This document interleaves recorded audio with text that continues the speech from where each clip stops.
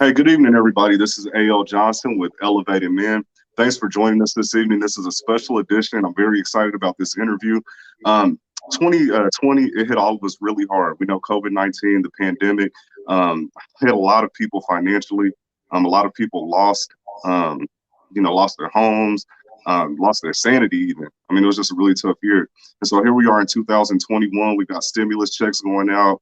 We've got taxes going out. It's an opportunity for people to level up. And what I found is that in our community, people perish from a lack of knowledge. It isn't really that people don't want to level up.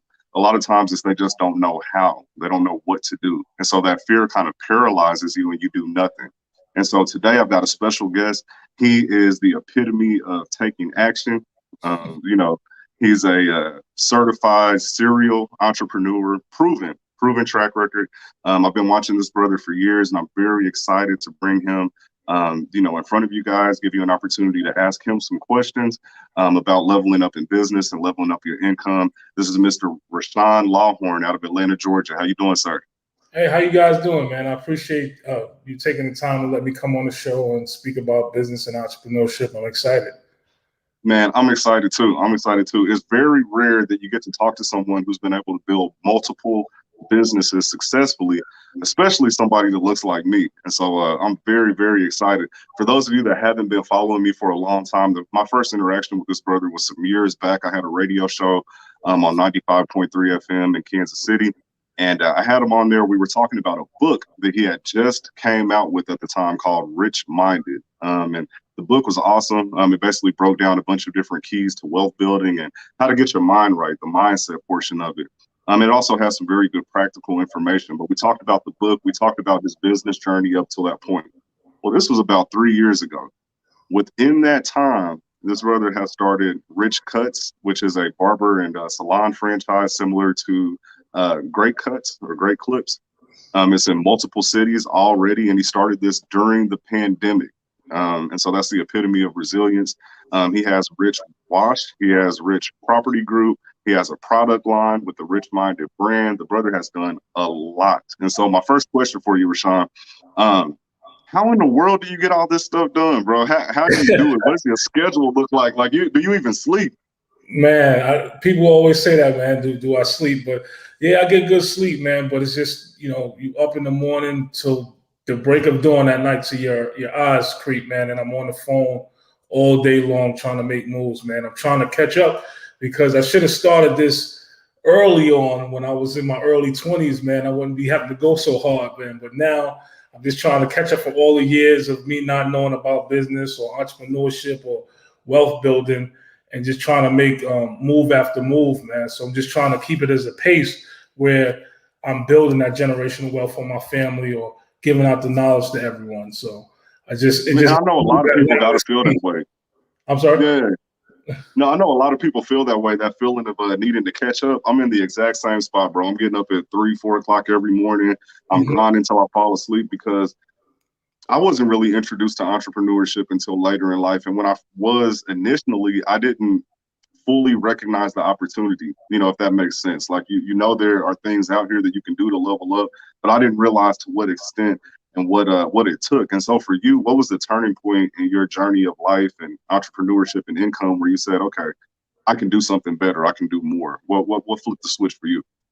Okay, so my last job, I was working at company. I was working at AT&T, right? And I was like one of the top salesmen in the country, man. But let me tell you what this job did to me.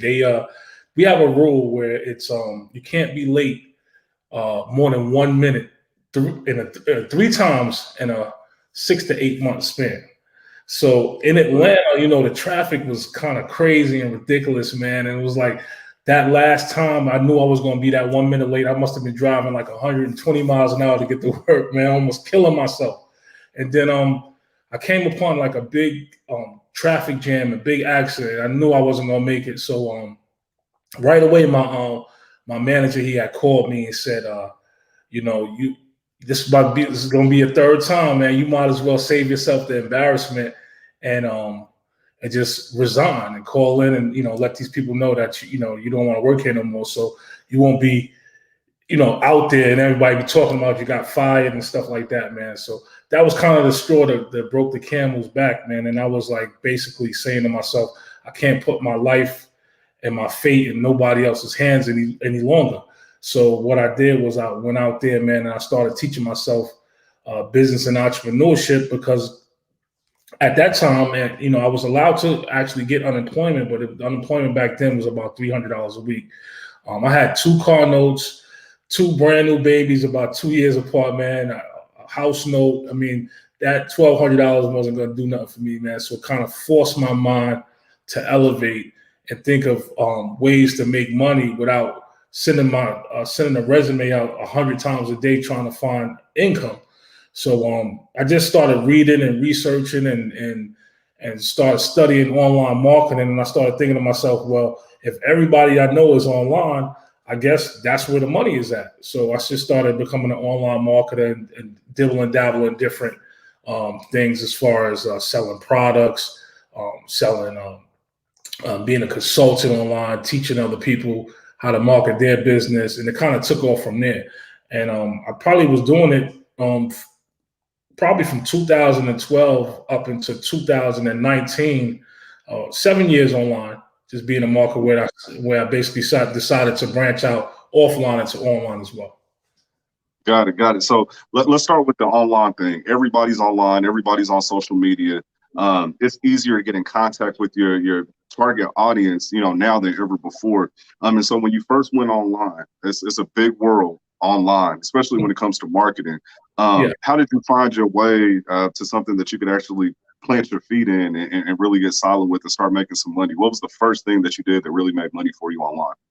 Well, technology was crazy to me because, to me, I used to think of the door-to-door salesman was selling on encyclopedias, and the person that's selling insurance, they had to go find people in the streets. So that was kind of antiquated and hard to think about somebody doing.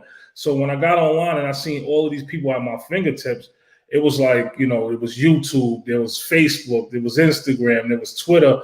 I'm thinking to myself, it's billions of people online. You just gotta introduce yourself. So one thing I used to do a lot is I used to actually introduce myself and to different random strangers. I know you're not supposed to go in people's inboxes, but what I used to do is I used to go up under their posts so it wouldn't be so intrusive. And I would introduce myself and I'll let them know, I can help you with a logo or a website or just help you make money, because I know 9 out of 10 entrepreneurs online was, basically struggling, not really knowing how to plant their foot in their business. So I kind of started there and just pretty much network with different people, different strands of people from all over. Man, that's kind of like that picks and shovels analogy. I don't know if you ever heard that, but during the California gold rush, they asked the question, who do you think made the most money? Was it the people that, were searching for gold? And the answer is no. It was the person that was providing the picks and shovels, because there were so many people searching for gold. Everybody wasn't going to get the gold, but everybody needed a pick or a shovel. And so you figured that off. You figured that out right off the bat, it sounds like. I did, man. I did. And I know that they needed all types of services for their businesses. Like, they didn't know where to find getting a website done, or they didn't know where to find somebody that could do a logo or do business cards for them or any type of marketing materials. I mean, back then they had Fiverr, but they didn't know who to go to, right. So I kind of provided a consultation service as far as marketing goes, and that kind of put me out there as far as getting a huge following, because everybody, I was like Red in Shawshank Redemption. I'm the guy who he can get the pick, what's that thing called, the pick shovel, I was right, so. Got it. So, okay, so you, AT&T, you're working on your job. Now, you said you were in sales. Was it like a suit and tie type of deal? You had to wear polo shirts and khakis and that kind of thing? Or kind of, sort of. Like? It wasn't lenient because we're working in a call center, so we were actually advertising the Yellow Pages and AT&T services. And, I kind of got a niche because I was dealing with a lot of business owners already, trying to get them on the front page of the Yellow Pages or on their, on Google and stuff like that. So I kind of got my niche from dealing with business owners from working there. So now the reason I ask you that, man, because a lot of times I've been in sales a long time.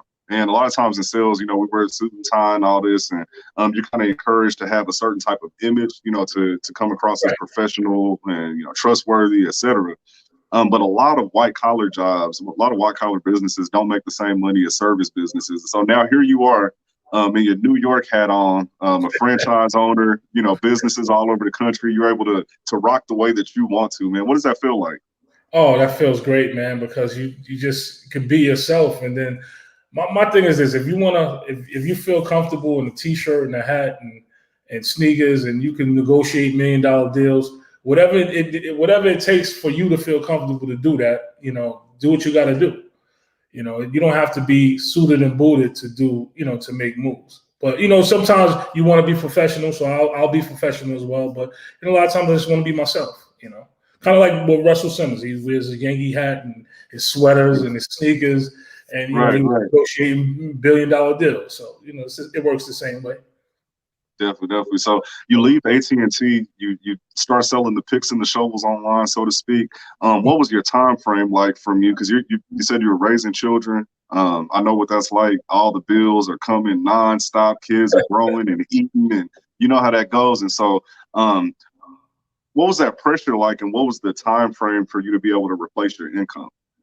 Oh man, let me kind of tell you where I started from. It was a company called Z&Z, which stands for Zip Not a Zilch, man. Oh man, I remember that. Okay. So basically, man, you get somebody to sign up to a free offer, like maybe like a creditreport.com where they sign up for $1. And then if I get somebody to do that, I would make $20. You know, so once I got a taste of that, man, I was trying to get everybody to sign up for all kind of offers. So I was trying to get at a budget where I say, okay, you know what, I'm going to set myself at $100 a day. You know, so I kind of worked it from there until I did that in my first year being offline and just being an entrepreneur for myself, man. People were looking at me like I was crazy, like you trying to get us to sign up for offers so you can make money, man. They thought it was a scam. You know, family members looking at me like I was crazy, and then all of a sudden, you know, one day I saw a link for MCA, and it was $40 to join the company. And I was like, you know, they said $40 make $80. In my mind, it was like, you know, if you sign up for $40, you get somebody else to sign up for $40. I make $80. I mean, that's a no-brainer. So I jumped. Yeah. And so I want to address that word scam when it comes to online, because people get that a lot. You know, if it's online, it's got to be a scam. If I got to pay something and you make money, it's a scam. It's kind of I'm not going to say stupid thought, but it's ignorant. It's a lack of knowledge. And so for those of you that are unfamiliar with those type of programs, it's just an affiliate program. Every single company does it, Fortune 500 companies. If you go to Walmart.com, you can scroll to the bottom of the page. There's an affiliate link where if you share that link with someone on your social media or through text message and they purchase something, Walmart will give you a check back. Target will give you a check back. And so there's no scam in affiliate programs. How do you overcome that stigma? How did you overcome that at first? Because I know now more people understand it, but a few years ago when you started, what was that like? They didn't understand that at all, man. You know, the scam, you know, I made a t-shirt called So Confused About Money. You know, and that's what they I like that. And that's what they're confused about, man. You know, our people specifically, we are conditioned to think everything is a scam when it was coming to online or anything that's outside of a 9-to-5 job. We thought was a scam, so we always questioned it. Oh, is that a scam? Is this because there's so many stories that we've heard, like with the MLM industry and people online getting taken for money and overseas scammers, that they didn't know what's what, but it's all in your presentation and all how you explain, you know, what you're doing to people so they can understand it. You know, we're not all rocket scientists, and I understand that everybody didn't know, you know, doesn't know business and entrepreneurship. So it's all about how you explain things to people. That's all. Got it. And so you did Z&Z, MCA. For those of you who aren't familiar, that's Motor Club of America. I was a part of that as well. You know, made a couple dollars with that. And so you went from affiliate marketing. What was the next step? Well, let me tell you a quick story, really quick. Yeah, for sure. The Motor Club of America. It kind of formed me because, let me tell you, like one day I was on like a forum, like, you know, we had back in the days before like Facebook was really popular as far as us being on it all day. You know, there was these internet chat rooms. So I was in the internet chat room one day, and I guess I was promoting MCA. So a guy came in my inbox and he said, is this real? He's like basically saying he was basically saying to me like, I just lost my job, I'm having a baby, and we're gonna get kicked out of our house. Like they got eviction papers, and I need to do something. What can I do? Is this real? So I said, it's really real. He asked me that word. He said, is it a scam? And I said, no, bro, it's not a scam. This is, you can really make a job replacement income and get yourself back on your feet. So for some reason, he asked to see my back office, and I generally wouldn't do that with just anybody. But because he gave me that story about how he's going to be evicted and, how his wife is on his case, blah, blah, blah, I let him see my back office and see the money that I made for the week. So that's all he had needed to see, because once he saw that, he signed right up. And when I say he became the number one person in the company, he probably made about $250,000 a year from that point. And MCA, while it was in existence, he became the number one person. So I got a lot of my money from residuals from him, and I wound up building the biggest team in MCA. So I used to look at the back office numbers, and I'll see we brought in 50, 60, 70,000 people in the company. But the money that I was getting every week, I was like, wait a minute, this is not adding up. How am I getting like under $1,000? And we got 70,000 people in the company. So right. It molded me to say, I have to start building my own business. Like Oprah Winfrey Network, OWN, own. So that's what from that point, man. After MCA, they couldn't get me in any other company because I had to have my own company. Got it. So how important is that ownership piece? What's the importance of that? Well, that was a big lesson to me, because I basically was unbeknownst, because I wasn't really that, I was business savvy, but I wasn't really that much of business savvy that I didn't know that I was building somebody else's company for them. While I'm getting scraps, they have 70,000 people paying $19.99 a month or $19.95 a month. So when I sat back and started doing the numbers, I said, I could build my own company. I can market the same way. I can promote the same way. I can find people that can bring people in the same way. And then, ownership is key. So, that's why I kind of preach that to people. I see them all the time online, promoting other people's companies. And if they take the time to promote themselves and brand themselves, they'll win times 10. So yeah, you are a master of branding, man. You have some of the best branding of anybody I've seen online. I mean, seriously, you have some really good looking branding. We got our first question here, and for those of you that are just tuning in, this interview is with Rashan Lawhorne out of Atlanta, Georgia. He's the owner of the Rich Cuts brand, which includes Rich Cuts Barbershop and Salon, Rich Wash that you just started, Rich Property Group, also the RichMinded book, and who knows what else, because this brother keeps on moving. So did you start something else yesterday? I don't know. Am I missing something? No, that's about it for right now, man. Okay. More hours in a day, So we got our first question from Miss Kathy Randall. She's actually a business consultant here in Kansas City. She's asking, as an entrepreneur who owns multiple businesses, how do you scale your income streams? Did you focus on one at a time or manage multiple? I manage multiple, but I'm going to give you a keyword that scaled my business to new heights. It's called franchising. And once I started franchising my business, I started, and it all started from me watching the Founder movie. And for those that don't know what that is, that's the movie about Ray Kroc and McDonald's. I learned some key points. So when you get a chance, you guys might want to look that movie up and take a look at it. I learned a lot of key points as far as franchising your business and people buying into your business. So I scaled my business up by duplicating myself. So when I say duplicating myself, I can't be in Kansas City or Philadelphia or New Orleans or Atlanta all at the same time. But if I franchise my business model, other people in those states can basically mirror everything that I'm doing. So that's what I did. I franchised my dream. And then I opened up locations in Philadelphia, New Orleans, Kansas City, another location in Atlanta. And I have about 9 or 10 in the pipeline for all these other cities once we finish out the financing. So It can be the smallest business in the world that you can franchise. It could be A.L. Johnson Enterprises, where you have it in one state, or you can franchise it to another city, or just so people, they like businesses in a box. They don't like to reinvent the wheel. If they have something that they think is really good, like a Chick-fil-A or McDonald's or a Steak and Shake, they will buy into it. So I duplicated in my business and 10x'd it that way. Got it. So, man, so you're in multiple cities. The expansion was really sparked by the franchising concept. That's correct. Basically. And so for those of, people who are looking for a franchise, why is it that you chose service businesses? I wanted to ask you that myself. So most people, when they look to start a business nowadays, I notice a lot of people try to create a product, or they want to do something new and exciting that's never been done before.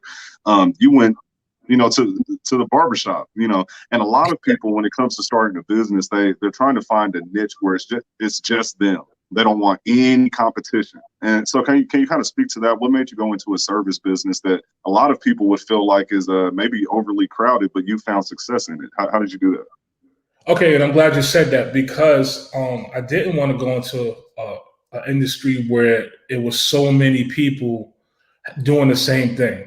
But for me, I switched up the barbershop industry, and I pretty much started doing things that no one else was doing. I basically combined a business academy, which I really wanted to start, with a barbershop. And I'll tell you how that came to be. I really wanted to open up like a mathnasium type business, which is like a learning center for entrepreneurs, for young entrepreneurs, where we bring them in and we teach them different streams of income and how to make residual income and credit and building a business and all that stuff like that. But, I always loved the whole barbershop aspect as well. So I was watching a special on Black Wall Street where all of the entrepreneurs in the city used to come to the barbershop and they used to exchange business ideas. So a light bulb went off in my head one day, and I said, you know what? Why don't I combine the barbershop with a business academy? So when people come through the door for a haircut, we can teach them generational wealth. We can teach them setting up insurance policies for their families. We can teach them how to build their income while they even sitting there getting a haircut. Then I thought of a Dreams and Goals program where we have kids come through. We'll give them free haircuts. I wrote a book called Rich Goals and Dreams, specifically for the young kids. So when they come through, we'll give them a free haircut, we'll give them a free business book, and we'll have them write a book report on that book on how they can go after their goals and dreams. And we get donations pouring in from all over for people to get, sponsor kids and get them free haircuts because they're learning at the same time. So essentially it's a barbershop and a business academy in one, and no one else I believe on the planet was doing that. So I kind of distinguished myself from the other barbershops in the industry. So what you're saying is you can go into a business that may seem overcrowded, but you have to make your own niche. Just make it different, make it a little different. And I love what you're doing as far as the entrepreneurship and the way that you're going about it through the barbershops, because most barbershops you go into, the conversation is, it's about women and partying and whatever's going on the weekend and listen to some loud music or, watch whatever's on TV. But you go into a Rich Cuts and you're liable to walk out of there with nuggets that can change your life. And so that's amazing, especially for our community. And I'm glad you said that, because, the thing with barbershops is like you said, we all go in there to talk mess and we all go there to talk sports, but we have nowhere we can go to talk business. It's like for Black men, most of us, we can give you Jordan statistics, or we can sit there and argue about, who's better, LeBron, Kobe, or Jordan, who's the better center, Shaq or Wilt, but we can't talk about investments or stocks or business credit, how to get real estate investments to level up our families. Like we don't have that knowledge. So I wanted to create a place where we can sit down and have that knowledge and talk about it and podcast about it and just make moves based upon that. That's why I called it Rich, which stands for residual income creates happiness. That's what the Rich part stands for. Or reading is a cool habit for the kids. So, that part, I wanted to I influenced the whole wealth and rich and making money all with the barbershops. That's why we have the 3 different haircuts. It's called the rich cut, the wealth cut, and the affluent cut. And that's why our shampoo products and hair products are called Success Shampoo or Creative Conditioner or Big Vision, Big Beard Oil or Self-Made Spray. You know, it's all based upon wealth and making money and building for your family. So in the communities that you're in so far, how has that message been received? You know, are you getting some good feedback? How is that looking? Oh, they love it, man. They come to the shops and it's just totally different. They tell me that they haven't experienced anything like this. They'll pick up a shampoo bottle. On the back of each bottle, that will have like a inspirational message showing them how to start a business or showing them ways to level up. And they basically, you know, saying to themselves, they've never seen nothing like this. So, you know, the community is really loving it.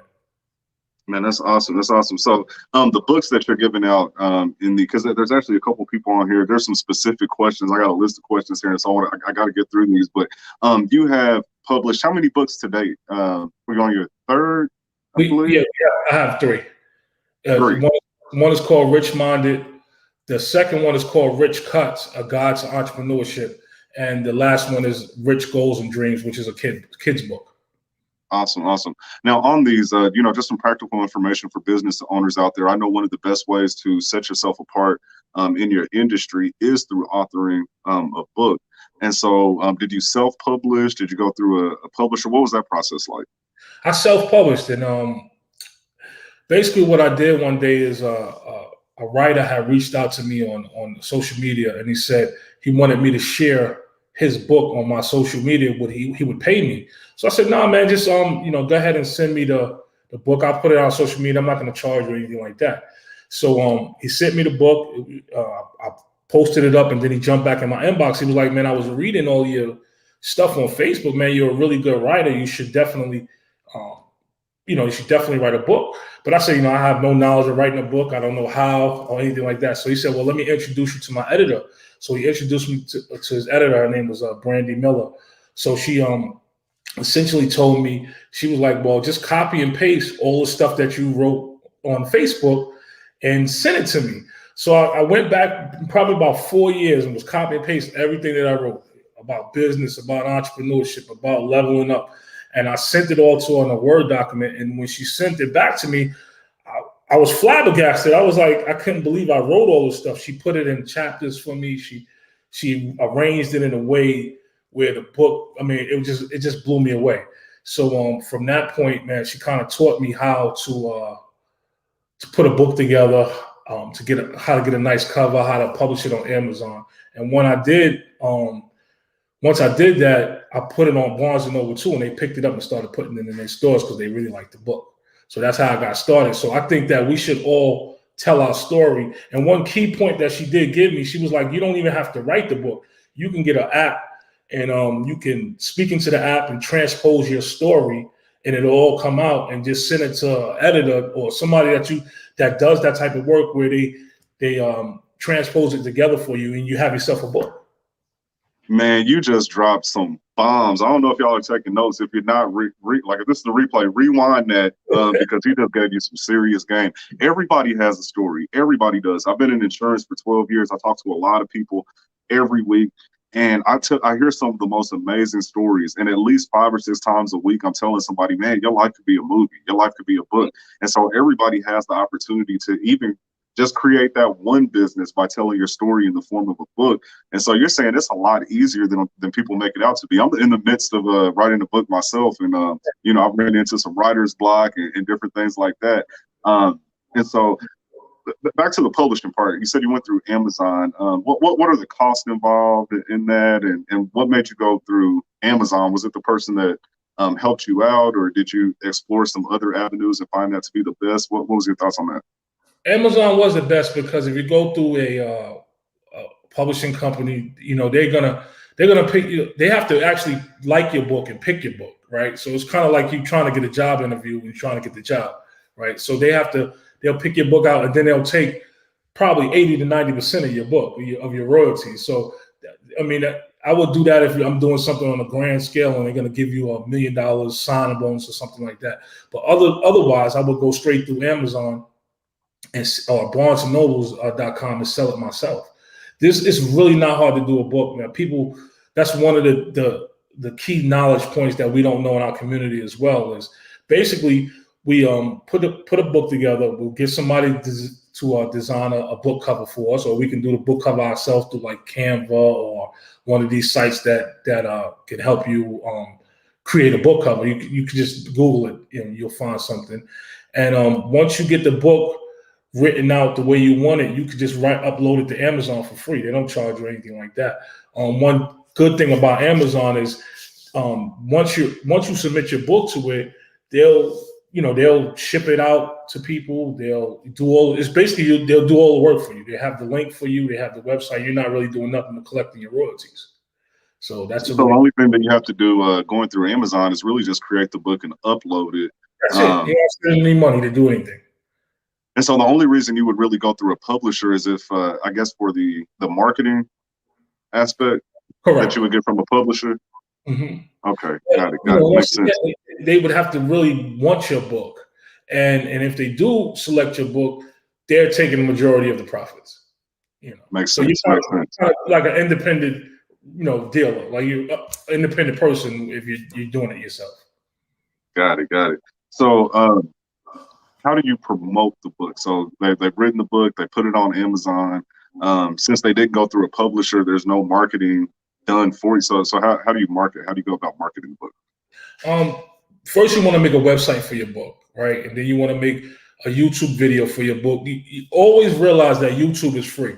So if you made 100 videos on YouTube, you're not charged $1. So if you want to make different, videos about your book, or you can make audio books. You could make videos about different chapters and market it there. Also market it all over Facebook. Make a page for it, for your own book, and just talk about your book. Just whatever the book is. Let's say that the book is about basketball, right? You're making posts about basketball, engaging people, and whoever likes basketball, you put your book under the link and say, I made a book about what I'm talking about, and I'll promote it that way.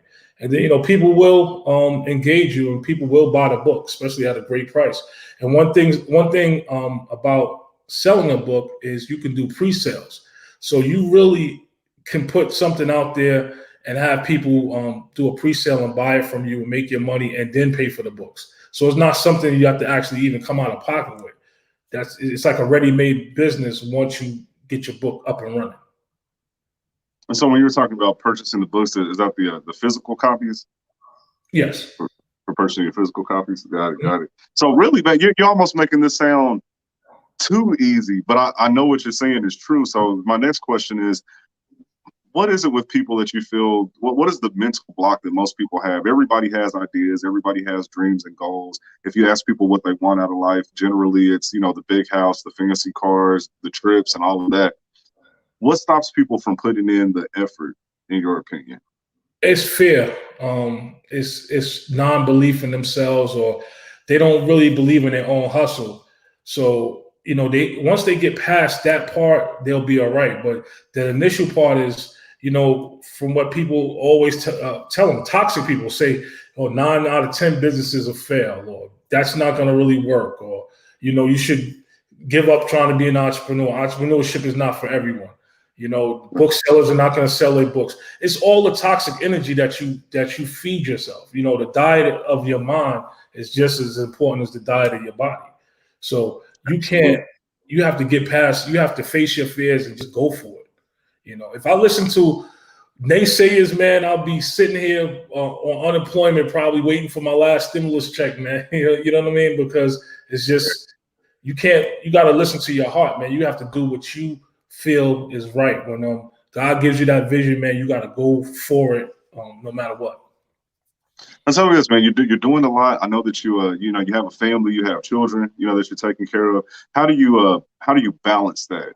Because I know a lot of people have issues with that work-life balance. How do you handle that?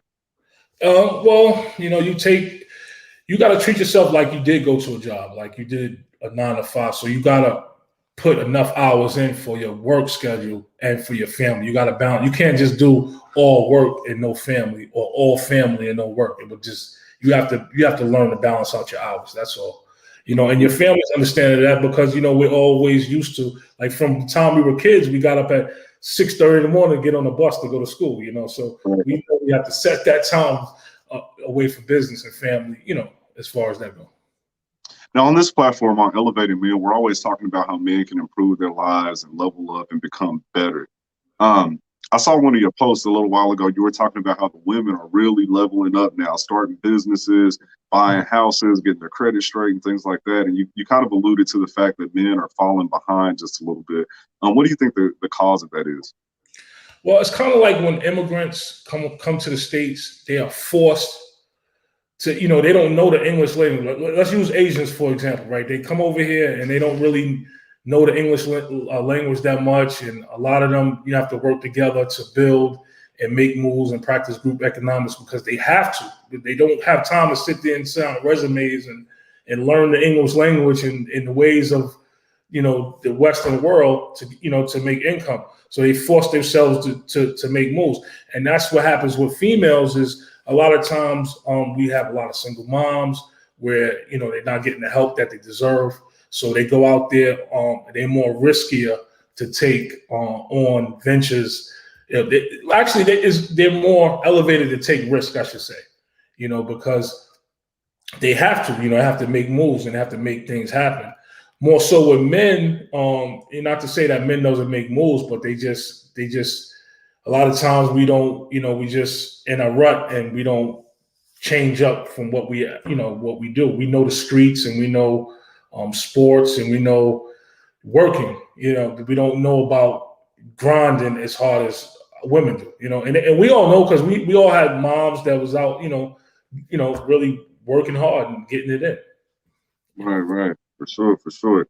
Man, so tell me this, when you expanded into the next phase of your business, after the authorship and then starting the franchise, I assume business funding was maybe a part of that. Can you speak a little bit to the business funding, personal credit process, and how that all plays into building a business? Yeah, and that's a great question, because YouTube University is kind of like Harvard, man. If you research business funding, you'll see all type of videos come up that will explain every aspect of business funding. I learned about credit cards and business credit cards that I didn't even know existed, gas cards, and I didn't even, it shows you A to Z, step by step, how to get these credit cards. But a lot of them, you don't need a personal guarantee, and if you guys don't know what a personal guarantee is, that's like using your own credit. You can get a lot of cards without that. A lot of times, some of the bigger companies like Chase and American Express, they actually want you to use your own personal credit as a backup. So I always tell people to research how to get inquiries off their credit report, how to get anything negative off their credit report to get their scores up as high as they can. I also tell people to go to YouTube and find out different trade lines that they could put on their credit. There's a lot of trade lines that could, like a jewelry trade line. You don't really have to buy none, but it's reports to your credit every month. So that boosts your credit up for you to get business funding. And business funding is key, because the difference between business funding and personal funding is you can max out. If I got a $10,000 business card, I can max that out with no issue. But on a personal side, they don't want you to go past 25 or 30% of your utilization. You go past that, you're going to be hurting your credit. But with business funding, you won't hurt your credit. So I always tell people to get that LLC, get your EIN, get your business bank account, get your DUNS number, your paydex score, get your credit right, and start building that business credit. I also wrote a book called Rich Credit, which is an ebook.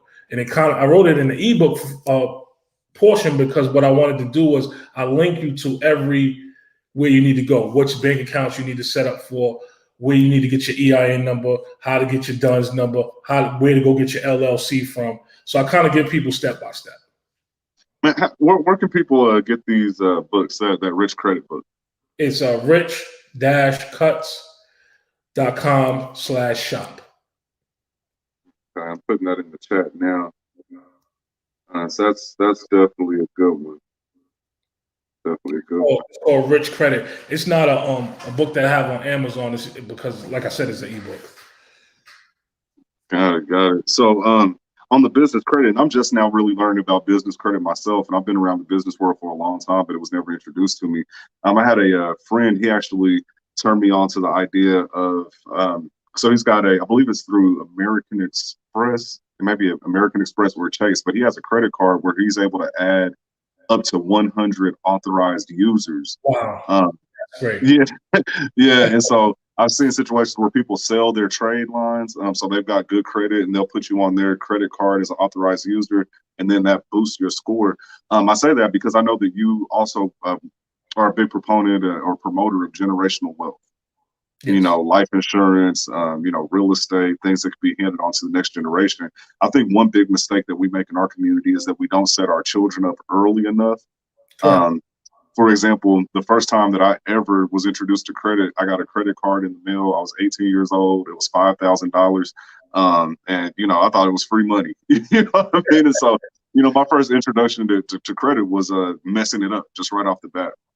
Can you speak to, and I know you wrote the book about entrepreneurship for children and helping them understand basic business concepts. How important is it to start that process early? Oh, it's very important. And this is one of the biggest issues in our community is we didn't notice. You know, there's a lot of the other ethnic group knew this and we didn't, but we can start putting all of our children as authorized users on our credit lines, and that will boost their credit. By the time they hit 18, they got 700 credit scores, and you're putting them in a position to have great credit and to basically use the bank's money to fund any venture that they want to do. Instead of staying in debt and, you know, just getting out of school and not, you know, making moves. But, you know, it's important to really build our credit. I had wrote a post that went viral, probably shared over 100,000 times. And it was picked up by Earn Your Leisure, basically telling people about putting their kids on the LLC. I'll read it to you guys really quick so you'll have it. Please do. Please do. All right. Just give me 1 second. Grab it. Yeah, Earn Your Leisure, man. I love that podcast. I watch it regularly, and they only have the best on there, so that's awesome. Absolutely. So basically, I had wrote a post and it said you can have an LLC and put your 7 to 17-year-old on a payroll tax-free up to $12,000 a year. He or she does not have to file a W-2 or 1099. In addition, you will receive a tax write-off for paying them. Things the rich already do. Oh, I'm sorry. That's facts, bro. Listen, so I had a accountant on last week, and she literally gave us that exact same information. $12,000. Yeah, put your children on the payroll. They're tax exempt, and so more or less that's tax free money. See my post on Earn Your Leisure, man. Got that information. that wouldn't surprise me, man. But no, that's a good start. That's a good start. Any other tips for helping the children get started out? So we talked about putting them on as a authorized user on your credit card. You also have the putting them on your business as an employee. So that's more tax-free income for the household. Any other tips for the children? I definitely would encourage parents to help their children use their creativity and start their own businesses. And for me, like when I was young, I used to pack bags. I used to help the elderly. I used to, you know, sweep up the street, whatever it took to make a little extra couple of dollars. You know, we have to keep that same energy as far as, you know, our children go, and just help them use their creativity for success. They can start a lawnmower service. They can start washing cars. It's a lot of little different things they can do. They can sell T-shirts. They can make cookies. You know, whatever it takes. You know your child. Like, you know what kind of drive they have and what kind of hustle they have. Right. You know, so I definitely encourage entrepreneurship for the kids. It's good stuff. Good stuff. Man, that's a lot of good information. So tell me this, you're a master at branding. What's working right now, like currently? If you were starting over from scratch, where would you start online to promote your business? Well, everybody has their different niche. So some people are really good with Instagram. Some like I have we had a class the other day where YouTube, she has 30 million subscribers, right? She's really 30 million? 30 million subscribers, man. It's crazy. Oh, wow. So she's really good on YouTube, but on Facebook, she gets about 5 or 6 likes, so it's really your niche, is Right. what you feel comfortable with. You feel like you're a person that can put out pictures or stuff like that. That'll be Instagram. If you're someone that feels like you can do videos, YouTube is your niche. If you feel like you're a really good writer, Facebook is your niche. So it's just it goes hand in hand with what that you feel helps like. narrow it down though. So like Facebook is kind of like your written long form post. Then you got Instagram for your pictures, YouTube for your videos, and so it's just really a matter of which one you're most comfortable with. That's go it. hard at it. That's all it boils down to. You don't have to cross-brand. You don't have to be on 3 networks because YouTube is really. I really wasn't a video person, right? But I'm a really good writer and I know how to motivate people. So Facebook was my thing. Pictures is cool. Like on my Instagram, I have about 25,000 followers, but I don't, I average probably about 4 or 5 likes on a post. That's not my thing, but Facebook is where I built my following, That's awesome. That's awesome. Now, one thing that you said early on in the interview, again, for those of you that are just tuning in, this is Rashan Lawhorne out of Atlanta, Georgia. Very successful business owner, entrepreneur. He has a couple different franchises. He's authored 3 books, 1 ebook. Very great man, very great businessman. But you mentioned something kind of like early on about how you started promoting, and people were kind of looking at you crazy. You were hopping on everybody's posts and, hey, this is what I'm doing. This is how I can help you. Can you kind of speak to that early process? Because there's a lot of business owners who get discouraged in the beginning as far as sharing their message. I've seen you post a couple times, hey, keep posting about your business no matter what. Only if it's one person, 2, 3, 4 people liking it, keep posting. So can you talk a little bit to that perseverance and not getting discouraged as you're starting out? Yeah, you got to just stay consistent. A lot of times what I used to do, let me tell you, like I used to put up a post and I'll look at it and I'm like, oh man, only 1 or 2 or 3 people liked it. I'm gonna take it down. And that was the wrong mindset to have because all it takes is one person. If you put up a product that you're selling and you don't get any likes, that doesn't mean that nobody's not watching it. And I learned this is when Facebook came out with the stories. If you know what the Facebook stories is, that if you post something, you'll see people that don't like your post, or you don't even know that's following you, that's watching you. So you just never know who is going to purchase from you, who's seeing the information. You just got to stay consistent. Don't worry about what people are thinking, because none of them really put a check in your mailbox. So you're doing this for you, and you're doing this for your own purpose. Okay, and you just got to keep pushing and following through. If you have 1 like, that's okay. If you got 5 likes, that's okay. You just got to keep going and going and going. There's no limit. You could post 25 to 50 times a day on Facebook. They're not going to charge you if you go over a certain amount. You just got to keep going, and the right people will see it, and the right people will buy from you.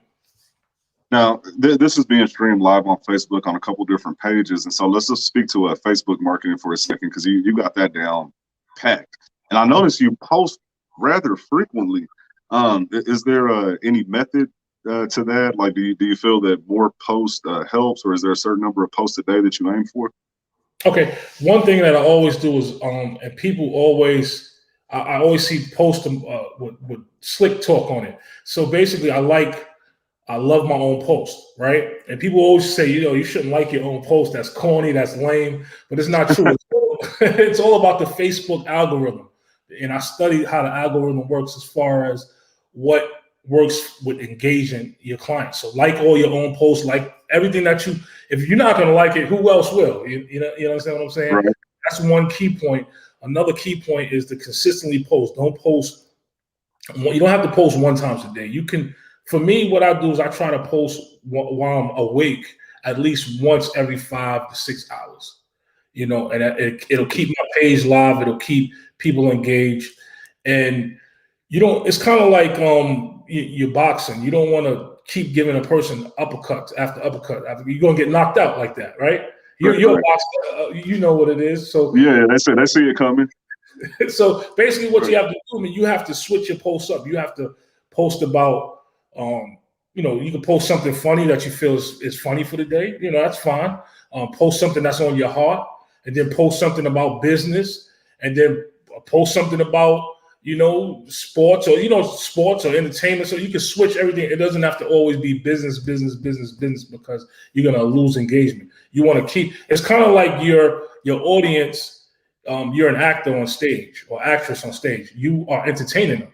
And I know it's a full-time job doing creating content, but you using that in a way of promotion. So you're building your audience, you're entertaining your audience so they can buy from you. That's what it's all about.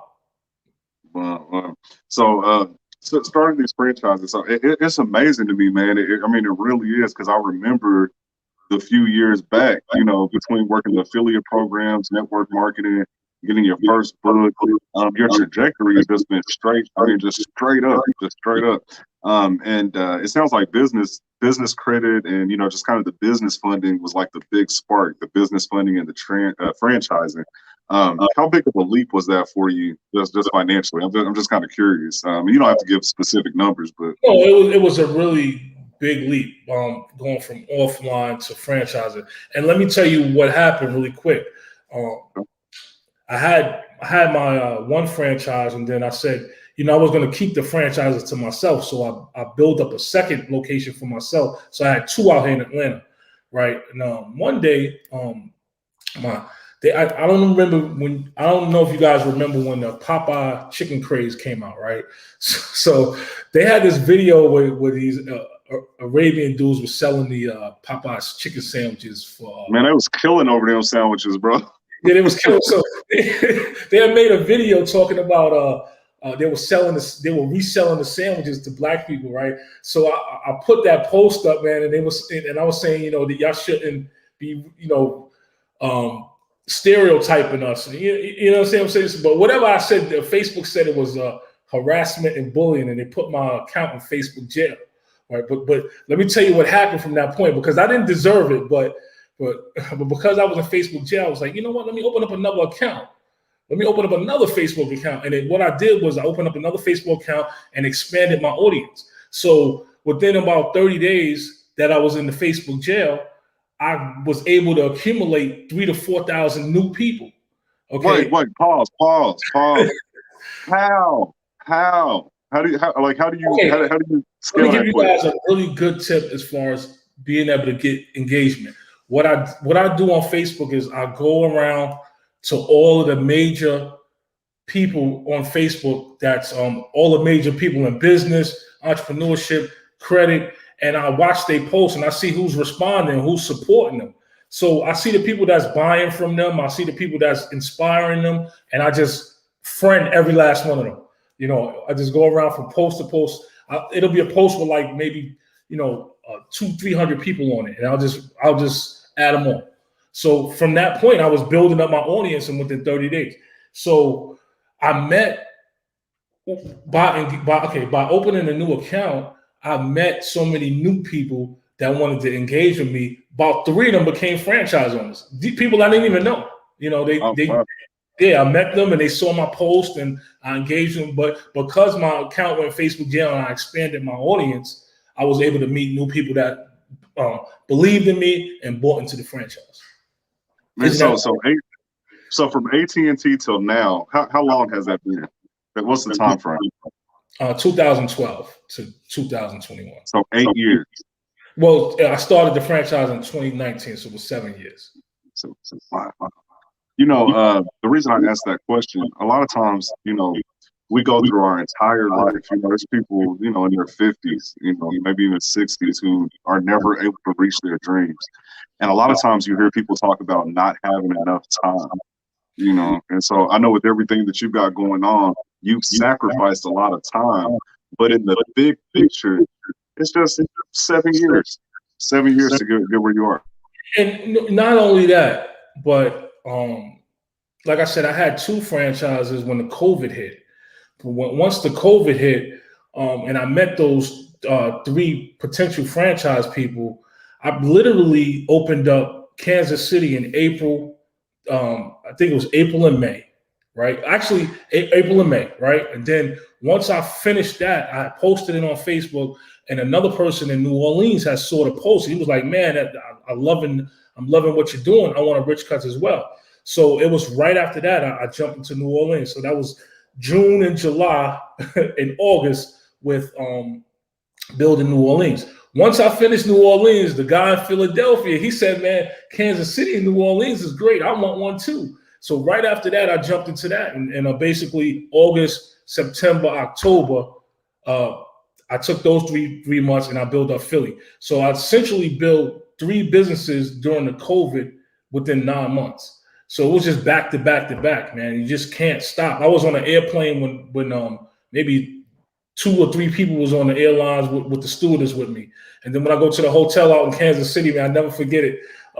It was like, it was nobody in the parking lot. It was like, you're the only person in here, you know, in the airport. I mean, in the hotel. And I was like, well, you know, I'm out here building up a business, man. I got to do what I got to do. I had my mask on my face and I wasn't letting COVID stop me. I wasn't being fearful and I just kept pushing. And that's how you got to treat things in life, man. You just got to keep going.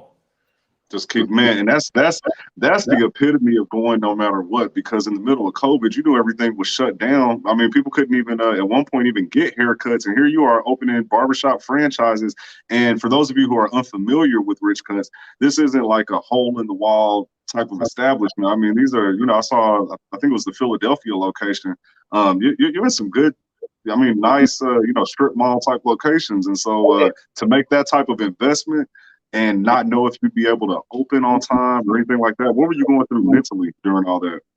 I just was on a mission. I was like a man on a mission, man. I was like thinking to myself, you know, this is ordained from above. So, you know, if he put you in a predicament to make things happen like this, you can't stop. You can't not do what he put the purpose for you to do. And you just got to keep going and keep pushing. So, you know, it was cool. Like, the first 2 I had got the business funded with. The one in Philadelphia, man, he came basically with a suitcase of money, say, yo, let's make it happen. Let's do it. So, you know, and it was really a really level up financially because every one of the franchises turnkey was $150,000. So, but that was with all the furniture, that's with the barbers, that's with the computers, that's with the system. And I was able to take my franchise fee out of each one of those. Plus, I have a construction business, so I had I made money on the construction side as well. So it was kind of like 2 businesses in one. So here you go with these other businesses. So I know you got Rich Property Group. What's going on there? What's the Rich Property Group about? That's basically all things real estate. That's renovations. That's real estate. That's investing in properties. That's being a landlord. I have 3 homes that I rent, that I purchase. So what I do is I help other people get homes that generally don't know how, because a lot of entrepreneurs, they don't know how to get a house.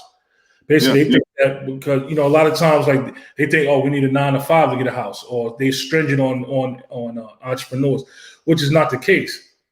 Basically, what you need to do is you need to have your taxes right. You need to report everything. You need to have multiple streams of income, because the more money you make, even though the more money you're going to make, you're going to get taxed. But the more money you can show the bank is the more house you can get. And houses are not cheap right now. Like, real estate market is real crazy right now. So, you know, interest rates are low, but the houses are up there. So you have to show these banks that you can make the money. If your credit is right, if you can be able to show these banks that you have the income on your taxes, you'll be fine. You know, you can purchase the house of your dreams. So and I want to speak to that a little bit too, because I used to be a mortgage loan officer before I got into the insurance business. And a lot of times when I would work with self-employed people, they would write their income down so low that they didn't qualify for anything. And so, you know, that kind of speaks to what you were saying. Actually report all of your income, because although you will have to pay more in taxes, when it comes to expanding your business and accessing credit, they want to see that income. They do. And a lot of us, we try to get that earned income credit, and we be trying to make our taxes as low as possible, so we don't want to report everything. But, you know, when you're trying to buy a house, man, they want to see, it's going to hurt you not to do so. We want to make sure that all of the income is reported. You want to have money in the bank. So you want to be like running your business really good, so you can put away a little bit of money, because they're going to want to see that you're able to pay the mortgage, you have money for closing costs, you have money for the down payment. If they see that, if they see the money that you stake, they don't care about anything else. They see that you reported that you made, let's say for example, $100,000 to a year to the IRS. Once they see that on paper, they're able to verify it, you're good to go there. Once they see your credit scores at a certain score, and you don't have all kinds of craziness in your credit as far as utilization and stuff like that, most mortgage brokers will approve you for what you're trying to do. So I have a lot of people do that.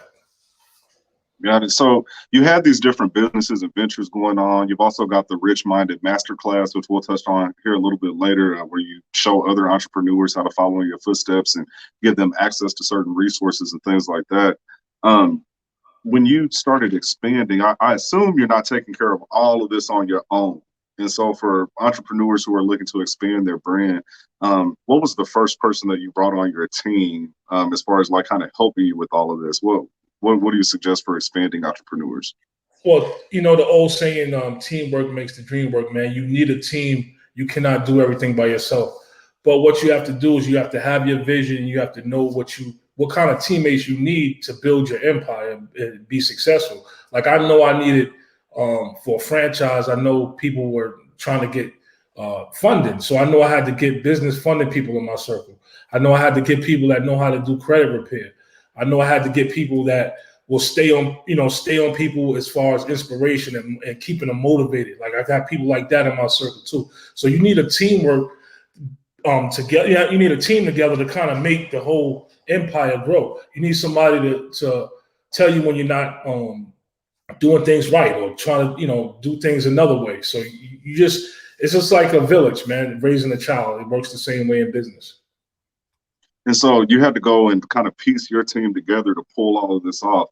Now we fast forward, things are running, fairly smoothly. You're still expanding, and now you're offering those team services to other entrepreneurs who are starting out. And so, can you speak a little bit to the RichMinded Masterclass and what all that entails? Okay, so I came up with this concept with the Rich Masterclass because I saw a class out there by Eric Worre, who was probably like $10,000 or $15,000, right? And I was like thinking to myself, people are struggling right now. They're in COVID. They don't have that type of money to invest in themselves. It's hard enough trying to get them to do, a small business venture. They're not going to put that money into, some people will, but the average person, the average working person, they're is not going to be putting out $15,000 to join a class. Right. So, when you give blessings, you get blessings. So I came out with this masterclass where I made it fairly low. I made it only $300, right? You could pay it for $300, or I put on an option for it's called Sezzle, and I'm gonna teach you about that in a second. It's called Sezzle, where you break up your payments, where you can pay 4 payments of $75, right?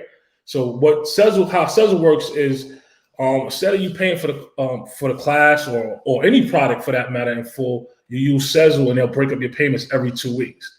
But you know what the thing about Sezzle is once you pay your first payment, you can go on your back office and you can set your next payment for a different time. Like if you can't pay it in 2 weeks, you can make it for 4 weeks. So that helps a lot of people that generally wouldn't have the money to jump in. They kind of break it up.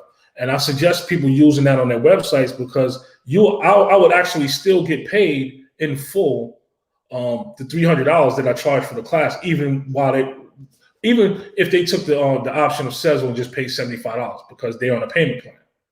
Boom! That's another nugget. And so for you business owners and entrepreneurs who have products that you're selling online, I hope you took that note. Sezzle allows you to create a payment plan for your product or your service. That's right. And you get all the money up front. That's beautiful. That's beautiful. That's an entrepreneurial dream because let's say you selling a T-shirt for $100, right? And it's a high end, like you Kanye West selling a T-shirt for $100, right? Right. The person say, I really want that shirt, but I'm not spending $100. But they see that option, they spend $25 right now. They may be more inclined to say, you know what, let me get it. I don't have to pay the next $25 for the next 2 weeks. And it really helps entrepreneurs. It really helps us, get through that whole trying to get people to spend all their money at one time. I know Brianna Ford is asking, how do you spell that? It's Sezzle.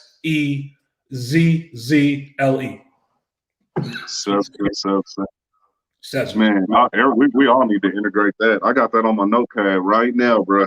Right now. Appreciate that. I had sold a website to someone, and she was like, all I got is $250 right now, And I said to myself, well, the website design for what she wanted was like $1,000. So I said, well, it's perfect. I'll just, you go to my website and you'll, $250, you can jump in and get it. And I got paid the full amount, so that's really important to have that service. Next, that cash flow. Yeah. That keeps your cash flow going.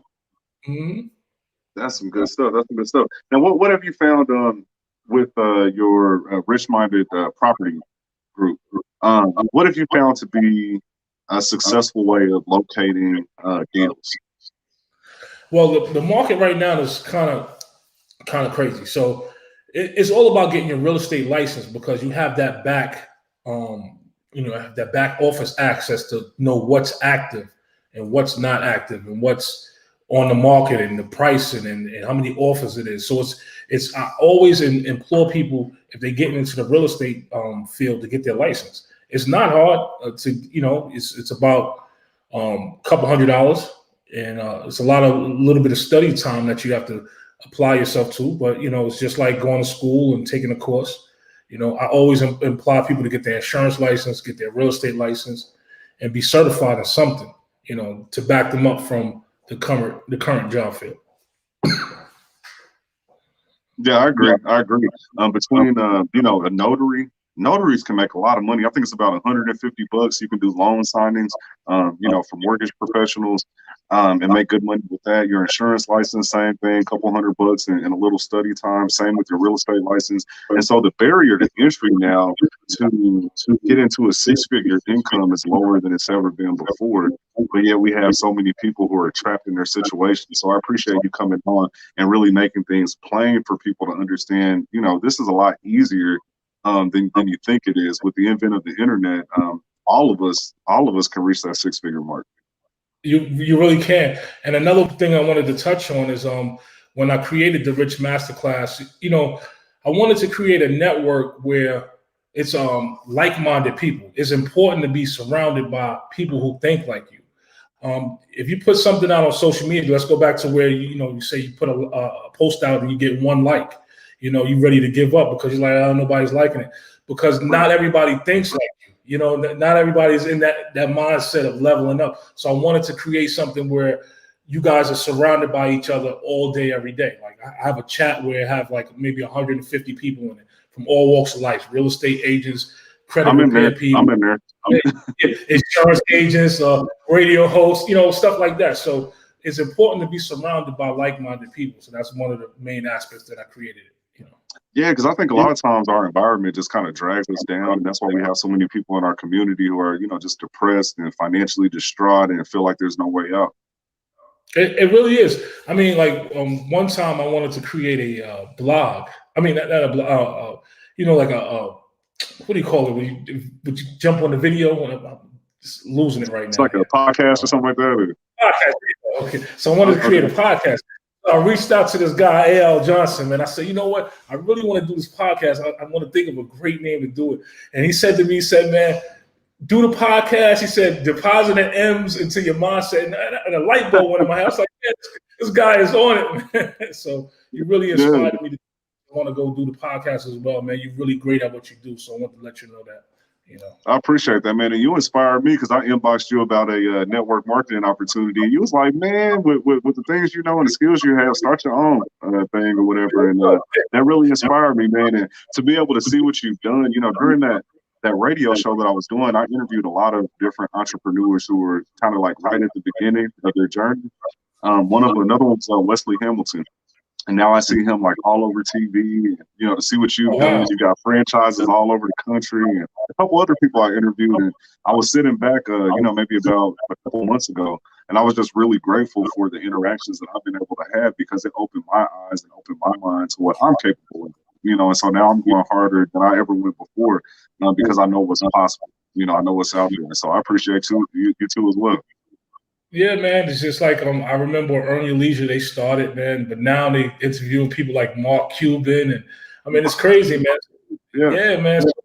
I know they're the #1 Black podcast group in the world. So, you know, it's all about, man, just having your creativity, your skill level, and your purpose. I mean, those three things are major, and I see big things for you in the future. You know. You know, one thing with the Earn Your Leisure story is it really speaks to the fact that there are a lot of people in our community that are looking for that information. People try to paint us as the only thing we're interested in is, you know, just ratchet stuff. You know what I mean? But it's not true, because if that were the case, Earn Your Leisure wouldn't be as popular as it is. So we are seeking out that information. That's why we need more brothers like you that are really putting it out there. So for people who want to connect with you and they're ready to level up and they want to make moves, what's the best way to get in contact with you? I have 2 accounts on Facebook. Is Rashan, RASHAN, last name Lawhorne, LAWHORNE, and the other one is Rich Cuts, RICHCUTS. They can also follow me on Twitter. I am Rich Cuts. On Instagram, I am Rich Cuts. So beautiful. I know you got a vision. So this is you know, kind of just one of my last questions here. Where do you see yourself 10 years from now? You've done a lot. You went from AT&T to multiple franchise owner with businesses across the country in 7 years. What do you see for Rashan Lawhorne 10 years from now? I'm definitely going to be taking over the barber industry, man. And I'm also going to overtake Supercuts. And we want to be the #1 hairstylist company in the world. You know, I'm shooting for 100 to 1,000 locations, man, and you know, I just want to grow the empire. One thing that I didn't mention on the show is we have Rich Wash as well. So what we're doing is we incorporating the car wash aspect into the barbershop aspect. So we'll have is a play. The words are a play on the Rich Cuts. The same thing. We have Success Shampoo, you know, positive protecting for your seats, and, you know, all stuff. Everything is a play on the words of rich and wealth and stuff like that. The wealthy wealth. So, well, whatever city you're in, if you see the words "rich" with anything behind it, drop in, because it's going to be high quality and it's probably owned by this brother right here. So, man, again, Rashan, brother, thank you. Thank you. I appreciate you taking some time out of your evening. Definitely appreciate you. You dropped a lot of nuggets. For those of you who are just tuning in, this is the end of the show. Watch the replay. A lot of nuggets. Make sure you have a pen and a pad, because this information could be life-changing for you. It most definitely can. Any last words from you, or any last thoughts? Yeah, I just want to tell everybody, just don't give up. Follow their dreams. Follow their purpose.